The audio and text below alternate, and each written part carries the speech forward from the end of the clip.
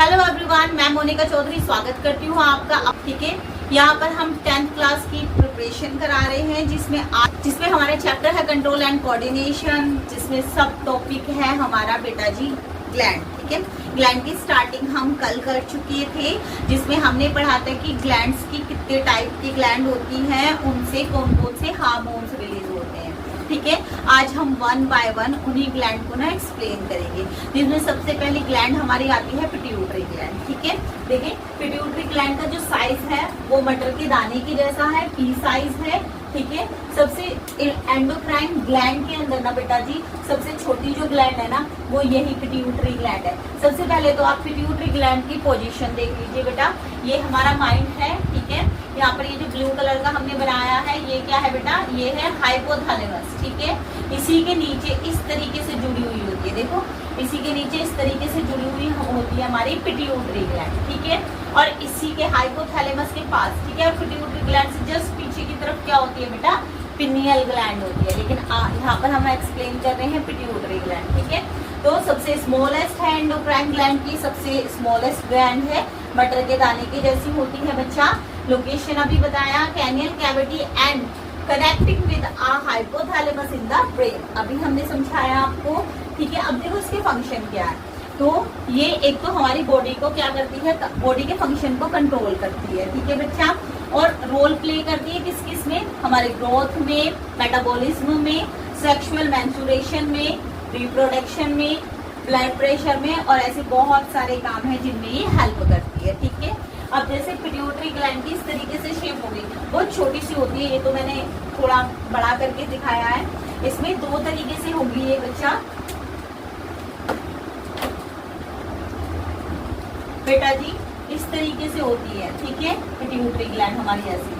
तो ये जो आगे वाली ग्लैंड है ना इसको हम इंटीरियर पिट्यूटरी कहते हैं, और जो ये पीछे की तरफ है ना इसको हम पोस्टीरियर पिट्यूटरी कहते हैं। ठीक है, और जैसे यहाँ पर कनेक्ट है ना हाइपोथैलेमस से, इस वाले पार्ट को या तो स्टॉक कहा जाता है या इनफेंडिबिलियम कहा जाता है। क्या कहा जाएगा बच्चा, इनफेंडिबिलियम कहा जाएगा, या फिर क्या कहा जाता है, स्टॉक कहा जाता है। ठीक है गुड्डा, अब देखेंगे इससे हमने आपको बताया था कि कल 4 हार्मोन्स रिलीज होते हैं। हमने कल बताया था, पहला हमारा THS, सेकंड आता है हमारा STH, एंड थर्ड आता है हमारा LTH, और फोर्थ नंबर पर था हमारा ऑक्सीटोसिन हार्मोन। ठीक है, तो पहला जो TSH है इसको कहते हैं थायराइड स्टिमुलेटिंग हार्मोन। ठीक है, क्या बोलेंगे बच्चा, इसको बोलेंगे हम थायराइड स्टिमुलेटिंग हार्मोन। ये क्या काम करता है, थायरोक्सिन को रिलीज करता है। ठीक है, अगर इसमें आयोडीन की कमी हो जाती है हमारी बॉडी के अंदर तो उसकी वजह से क्या होता है, थायरोक्सिन को बनाना बंद कर देता है, जिसकी वजह से गॉइटर प्रॉब्लम हो जाती है, जिसको घेंगा बोलते हैं ना, गले के अंदर गला फूल जाता है, जिसको गॉइटर बोला जाता है। ठीक है, सेकंड आता है हमारा STH हार्मोन, इसको सोमेटोट्रोपिक हार्मोन कहते हैं। इसको सोमेटोट्रोपिक हार्मोन क्यों कहा जाता है, क्योंकि हमारा जो शरीर है ना वो 99% सोमेटिक सेल से मिलकर बना होता है। ठीक है, ये इसको ना वृद्धि हार्मोन भी कहते हैं, यानी कि ग्रोथ हार्मोन भी बोला जाता है, क्योंकि ये क्या काम करता है, हमारी ग्रोथ को बढ़ाता है। अगर किसी की बॉडी के अंदर ना सोमेटोट्रोपिक हार्मोन ज्यादा रिलीज हो रहा है बच्चा तो उसकी हाइट बहुत ज्यादा हो जाती है, और अगर किसी की बॉडी के अंदर सोमेटोट्रोपिक हार्मोन कम रिलीज हो रहा है ना तो उसकी हाइट क्या हो जाती है, कम रह जाती है। ठीक है, नेक्स्ट आता है बेटा ल्यूट्रोट्रोपिक हार्मोन।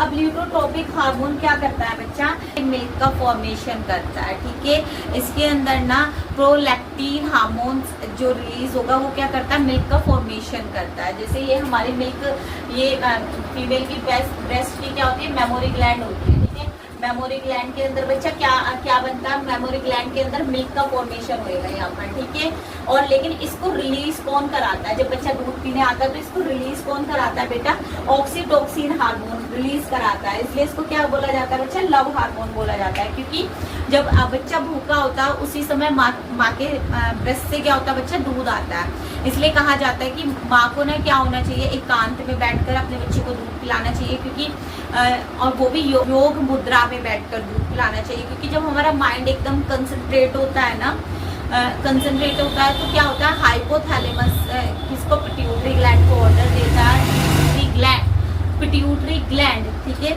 क्या रिलीज करती है बेटा, ऑक्सीटोसिन हार्मोन और LTH यानी कि ल्यूट्रोट्रोपिक हार्मोन रिलीज करती है, जिसकी वजह से क्या होता है, मिल्क का फॉर्मेशन होता है। और ऑक्सीटोसिन हार्मोन की वजह से जब बच्चा भूखा होता है तो मिल्क ना बाहर रिलीज होना स्टार्ट हो जाता है, ठीक है।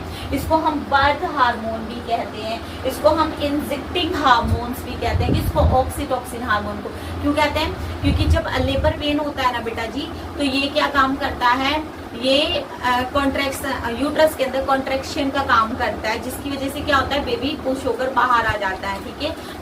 ये सब हम इसमें पढ़ेंगे, रिप्रोडक्शन में पढ़ेंगे, बट मैं ये बता रही हूँ ये हमारे बर्थ में भी, बेबी के बर्थ में भी हेल्प करता है, इसलिए इसको क्या कहा जाता है, बर्थ हार्मोन भी कहा जाता है, इसलिए इसको लव हार्मोन भी कहा जाता है। क्योंकि क्या करता है, जब बच्चा भूखा होता है तो माँ को एहसास होता है और क्या होता है, मिल्क का फॉर्मेशन होना स्टार्ट हो जाता है, ठीक है। और कुछ रह जाता है क्या इसके अंदर,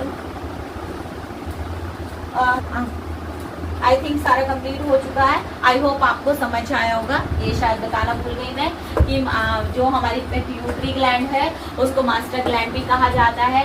क्यों कहा जाता है बेटा, ये सारे ग्लैंड पर क्या करती है, कंट्रोल करती है। और इस पर कौन कंट्रोल करता है बच्चा, इस पर हाइपोथैलेमस कंट्रोल करता है। ये शायद मैंने कल के लेक्चर में भी बताया हो। तो डायरेक्टली अगर हम इनडायरेक्टली देखें तो सारी ग्लैंड पर कौन कंट्रोल करता है बच्चा, सारी ग्लैंड पर हाइपोथैलेमस कंट्रोल करता है, ठीक है। कल हम पिनियल ग्लैंड को क्या करेंगे, एक्सप्लेन करेंगे, ठीक है। आज के लिए इतना ही, थैंक यू।